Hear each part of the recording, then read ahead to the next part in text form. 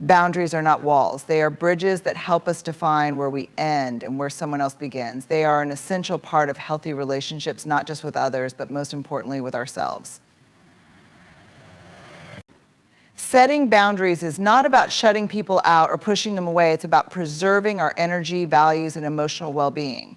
Boundaries are a declaration of self-respect, and when we honor them, we teach others how to honor us too.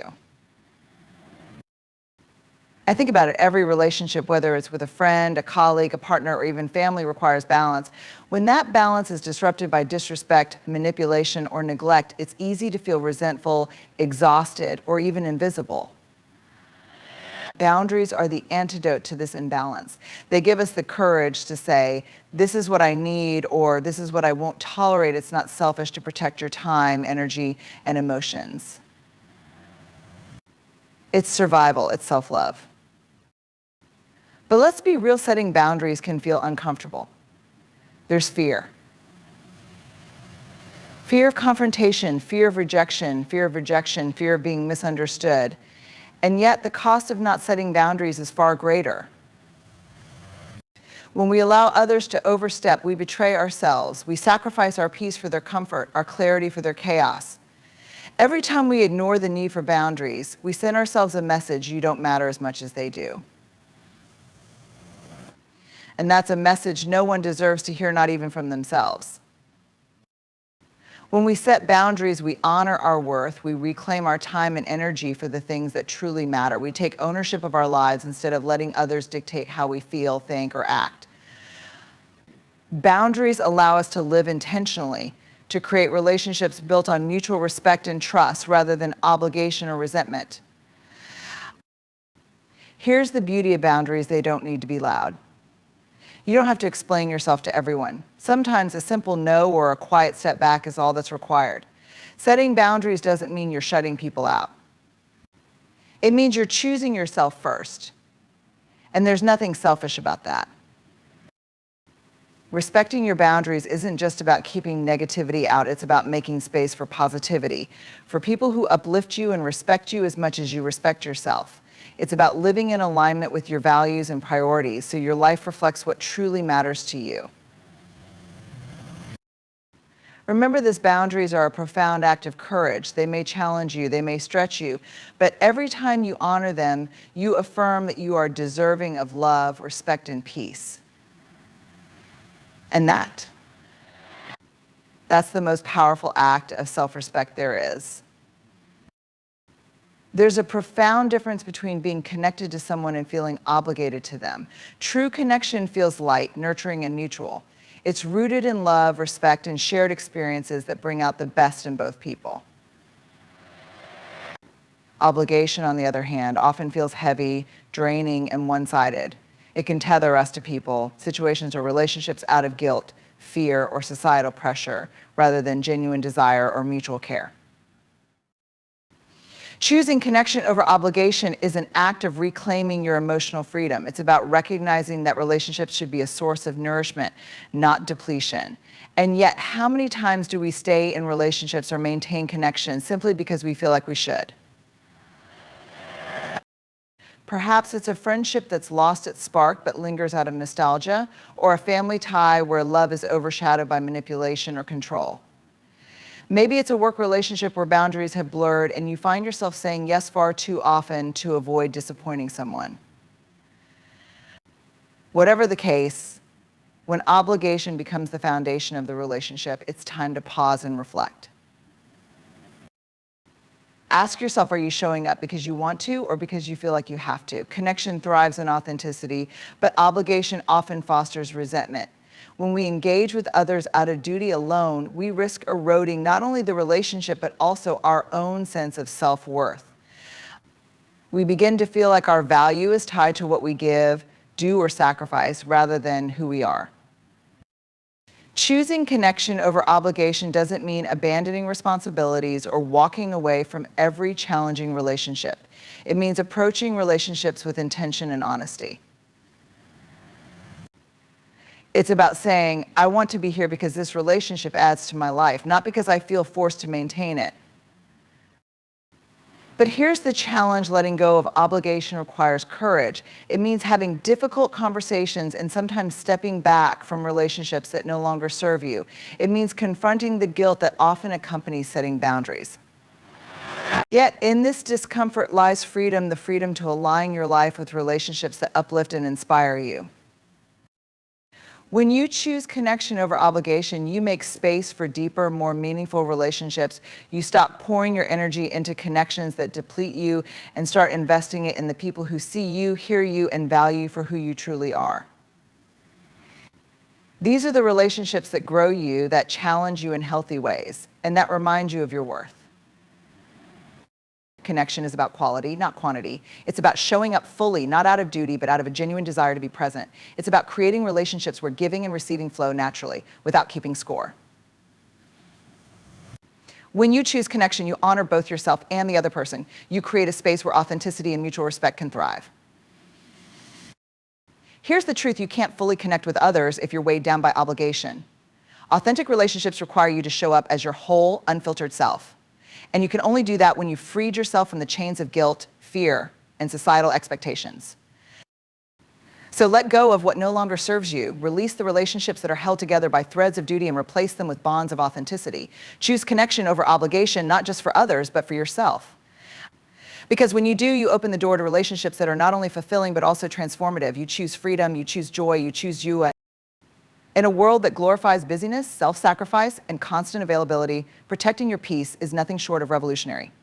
Peace isn't something you stumble upon, it's something you create, nurture, and fiercely defend.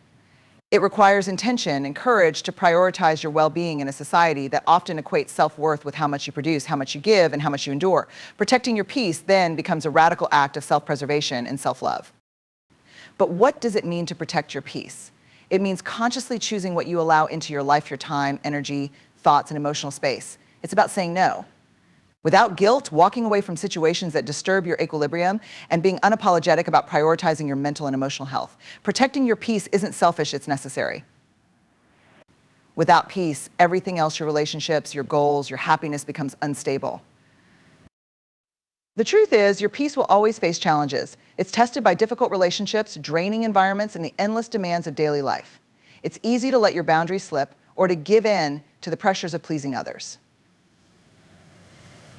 But every time you let something disrupt your peace without addressing it, you're telling yourself that your well-being is secondary.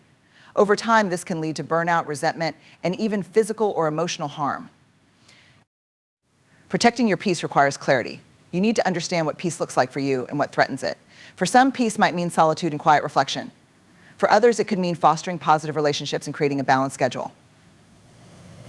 Whatever peace looks like for you, it starts with identifying the people, behaviors, and situations that disrupt it. There are the obvious culprits: toxic relationships, unhealthy work environments, or chaotic schedules. But sometimes the threats to your peace are subtler, like overthinking, perfectionism, or a habit of saying yes to things you don't truly want. Protecting your peace means addressing both external and internal disruptors with the same level of intention. Here's where the radical part comes in. Protecting your peace often requires making choices that others may not understand or agree with. It might mean distancing yourself from loved ones who are draining, or stepping back from commitments that no longer align with your values. It might mean taking time for yourself when others expect you to be available, or letting go of the guilt that comes with prioritizing your needs. This isn't easy. You might feel selfish or judged, but remind yourself that protecting your peace isn't about abandoning responsibility or ignoring the needs of others. It's about recognizing that you cannot pour from an empty cup. When you prioritize your peace, you're better equipped to show up for the people and things that truly matter. Protecting your peace also means giving yourself permission to rest. In a culture that idolizes hustle and productivity, rest is often viewed as weakness.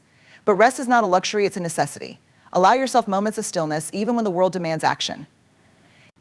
Give yourself grace when you feel overwhelmed, and let go of the need to prove your worth through constant achievement.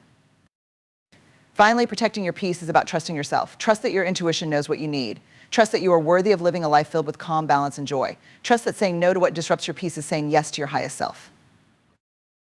The beauty of protecting your peace is that it's not just for you, it ripples outward. When you create an inner environment of calm and balance, it affects how you show up in the world. You become a source of steadiness and positivity for those around you. You inspire others to honor their own peace, creating a ripple effect of well-being and harmony.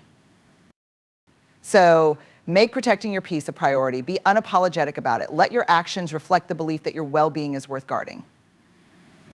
In doing so, you not only transform your life, you lead by example, showing others that protecting their peace is not just a choice, but a powerful and radical act of self-love.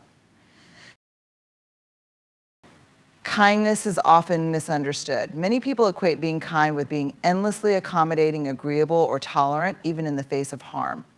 But true kindness, authentic kindness, does not require you to endure disrespect, mistreatment, or toxicity.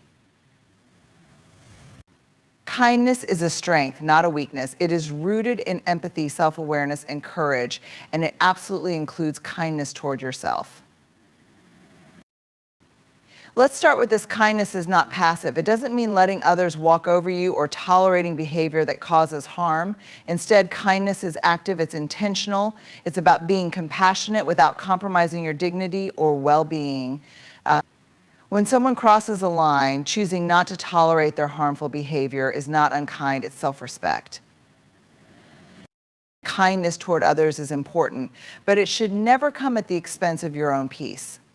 Enduring harm to keep the peace often leads to anything but peace. It breeds resentment, damages your self-esteem, and reinforces harmful dynamics in relationships. The most profound kindness you can show yourself is setting boundaries that protect your emotional and mental health.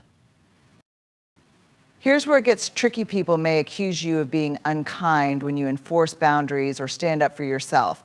They may label you as selfish or insensitive when you call out harmful behavior or choose to walk away from toxic situations.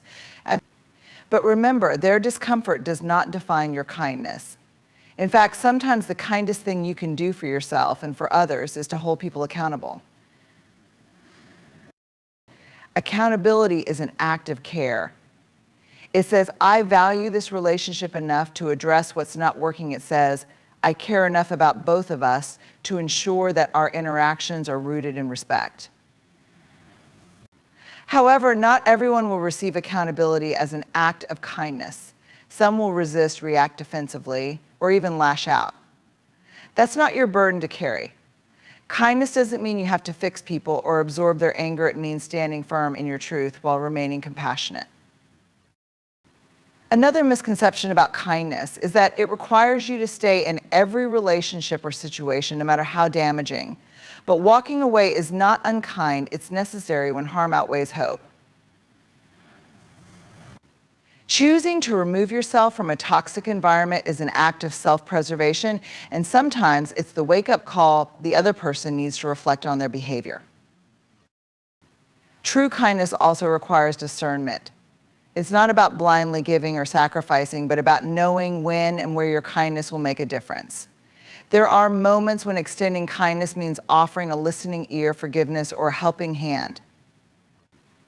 But there are also moments when the kindest choice is to say, this stops here. One of the most liberating realizations is that you can be kind while being firm. You can express love without tolerating harm. You can forgive someone without letting them back into your life. Kindness is not about appeasing others at the expense of your boundaries. It's about balancing compassion with courage to stand up for yourself, to walk away when necessary, and to prioritize your well-being. Think about it this way: kindness is not just about how you treat others, it's also about how you allow others to treat you.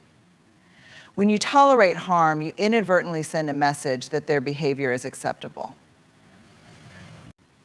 But when you set boundaries and refuse to tolerate disrespect, you're demonstrating what it looks like to value yourself, and that's an act of kindness that can ripple outward, inspiring others to do the same. Kindness isn't always easy. It may require you to have difficult conversations, make tough decisions, or sit with the discomfort of disappointing others. But kindness rooted in truth and integrity is always worth it. It fosters relationships built on mutual respect rather than fear, manipulation, or obligation. At its core, kindness is about balance. It's about giving and receiving in ways that honor both yourself and others. It's about knowing that you can be kind without being a doormat, and that you can stand up for yourself without being cruel. When you embrace this balance, you step into your power, not as someone who merely endures, but as someone who leads with grace and courage. So remember, this kindness does not require tolerance of harm. Kindness is stronger than that. It's wiser than that.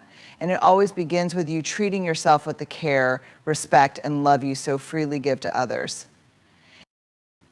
There's a voice inside you that has been with you since the beginning. It's quiet, steady, and persistent. It's not the loud, critical chatter that questions your worth or makes you doubt your decisions. No, this voice is something deeper. It's your inner compass, your intuition, the part of you that knows what's right for you, even when the world around you seems to pull you in every direction. Trusting your inner compass isn't always easy. It's often drowned out by the noise of expectations, what others think you should do, who they think you should be, and how they believe you should live. Society has a way of conditioning us to look outward for validation, for approval, for answers. But the truth is, no one knows your path better than you. Your inner compass isn't driven by fear or external pressures, it's driven by authenticity. It guides you toward what feels aligned with your values, your desires, and your truth. Yet listening to it requires practice. It means learning to distinguish between the voice of your intuition and the voice of your doubts. It means tuning out the noise and tuning into yourself. Sometimes your inner compass will point you in a direction that feels uncertain or uncomfortable. It may ask you to make choices that others don't understand or to take risks that defy logic. Trusting it requires courage, the courage to follow a path that might not make sense to anyone else but feels undeniably right to you. There will be times when your inner compass seems to lead you into challenges or hardships, and you may question whether it was wrong. But even in those moments, it's guiding you toward growth, toward lessons you need to learn, toward a deeper understanding of yourself. It's not about avoiding difficulty, it's about finding purpose and meaning, even in the most difficult moments. Trusting your inner compass also means trusting that you have the answers within you, even when they're not immediately clear. It means being patient with yourself as you navigate uncertainty and embracing the process of discovery. Sometimes your inner compass will guide you step by step without revealing the full destination. But each step is a piece of the puzzle, bringing you closer to a life that feels true to who you are. Your inner compass is deeply connected to your sense of self-worth. The more you trust yourself, the more confident you become in your ability to make decisions, to handle challenges, and to create a life that aligns with your values. Trusting your inner compass isn't about being perfect or always making the right choice. It's about believing that no matter what happens, you can find your way forward. It's also important to know that your inner compass doesn't compete with others. It doesn't measure your path against theirs or make you feel like you need to keep up. Instead, it reminds you that your journey is uniquely yours. It helps you honor your pace, your priorities, and your needs.